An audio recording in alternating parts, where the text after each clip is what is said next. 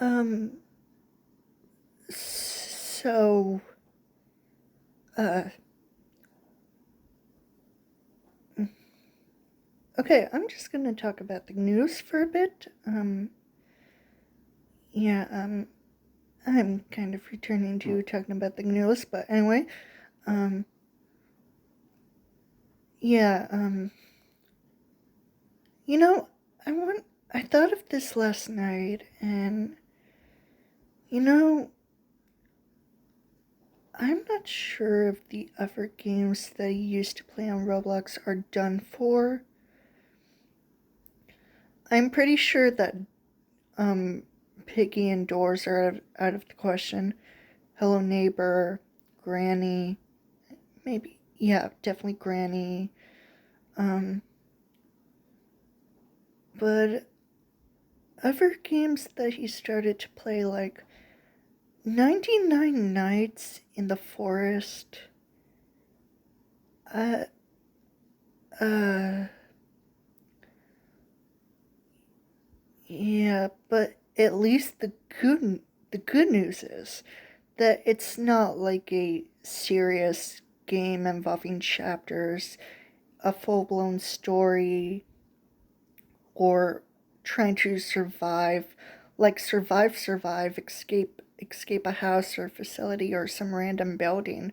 No, it's no 99 Nights perfectly explains that you basically just have to survive, like in the forest, like many nights as or many nights as possible.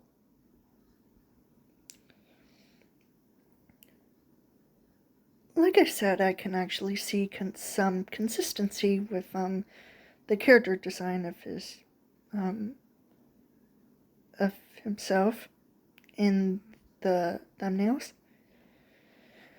It's actually consistent, and you know, I'm just glad he's playing something else. And even though it's technically a horror game, it is a horror game in Roblox. It's I thankfully don't find it scary. It's just meh kind of scary, but it doesn't bother me. There's no in hell that I would play it, though. Also, this 6 hours ago, like, what? Like, seriously, I talked about this before, but his content has just gotten weird, and yeah, this recent video, what? Seriously, who the hell makes these games for some reason? Like, impossible secret spots, hide the body, 99 Nights in the Forest.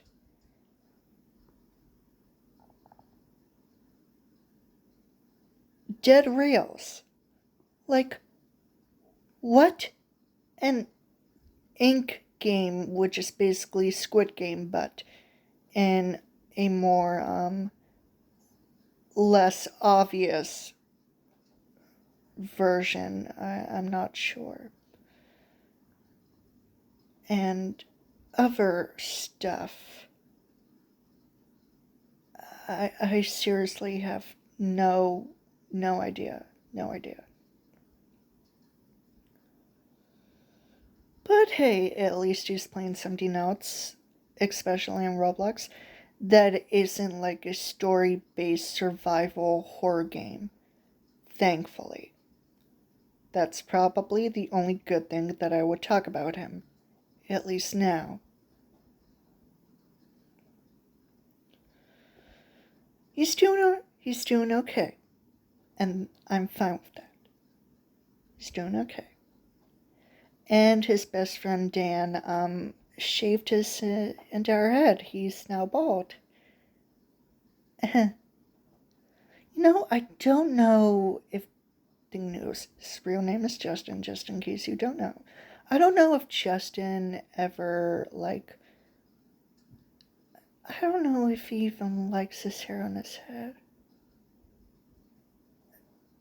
That just sounds weird. sorry. But yeah, I don't know if he likes his hair on his head, especially since I'm pretty sure the Noodles has never dyed his hair before. And the fact that. Oh my god, okay.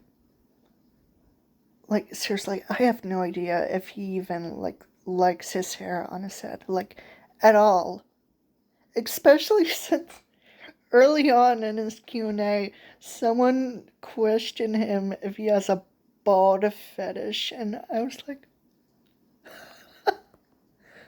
oh my god, that sounds so weird and disgusting at the same time, but at the same time so hilarious. A bald fetish? Like, what? Like, seriously, what? What? What? Sorry. It's so funny. It's so funny to me. At least now. Oh my god, when I first saw or heard about the bald fetish, I was just taken aback by it. It was just so bizarre. Like, the Noodles having a weird fetish being bald. Like, what? No, seriously, what? But looking back, just saying about it just makes me laugh because I, I don't know. I don't know. I just find it hilarious. Extremely hilarious. Anyway, um, you know, um, even though people still talk about Yandere Simulator negatively, and I understand mostly due to the creator or developer of Yandere Simulator, Alex, being an absolute freak, or creep, or whatever you want to call him, being a groomer.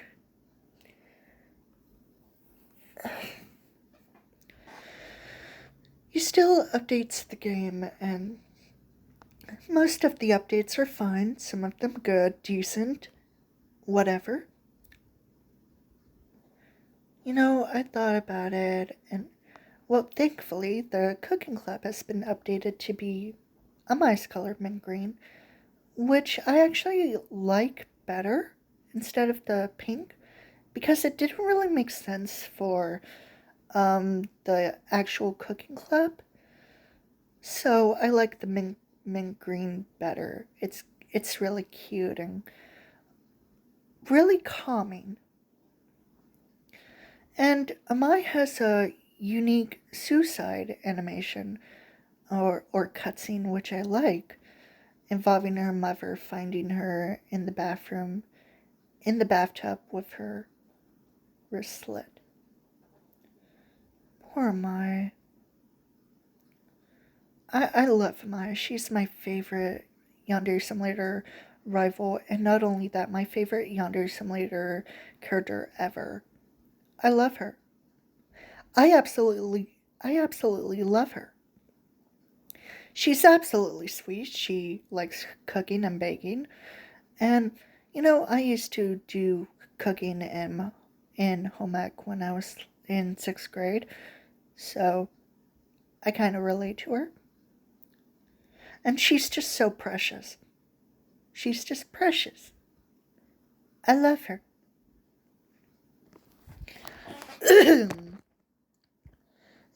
I thought about doing the Amai and Ludwig Wattpad story, continuing to finish it, but I don't know. Anyway, so I watched Hush Hush Hush Hush Sweet Charlotte from 1964, starring Betty Davis and Olivia de Havilland. I love it. I love it. I was so glad that I can actually watch it on YouTube free. And even though, of course, with free movies there's ads, but you know what? I can take what I can get. Just watching the actual movie, knowing the story without looking through Wikipedia, was great. the the music was absolutely incredible. I think Bette Davis and Olivia act really well in that movie. And Betty's character, Charlotte, is just, I honestly just feel bad for her.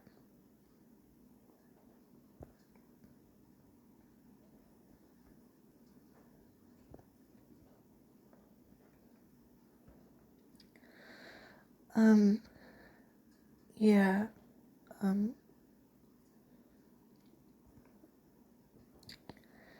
I, I love that movie. I love that movie now.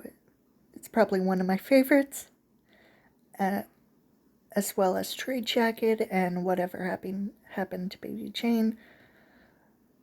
Straight Jackets starring Joan Crawford, and Whatever Happened to Baby Jane in 1962, 2 years earlier starring Bette Davis and Joan Crawford as the sisters Blanche and Jane Hudson. I absolutely love those movies. And even though it's exploitation films, I consider them amazing films, amazing pictures. I think Hush Hush Sweet Charlotte feels the most like a film noir movie from the 40s and 50s. Like they really feel like that specific time or certain genre of films where it's a bit more darker. And even though it isn't like a typical film noir where there's a detective trying to solve this mysterious case, a couple of characters here and there, and some other stuff, but basically it's about similar to Whatever Happened to Baby Jane and Straight Jacket. It's basically a about a woman or women who are either who are mostly relatives related or like mother and daughter, sisters or cousins. And most of the time they involve murder. Like something from the past. Yeah, something from the past. And their sanity just going off the rails for the majority of the film. But then they, in the end, they get some closure in their lives, like Baby Jane finally knowing the truth about what happened, where her sister tried to actually kill her, and Blanche framed Jane for what happened. And as for Straight Jacket, Joan Crawford's character Lucy is was supposed to be framed by her daughter for committing the murders, and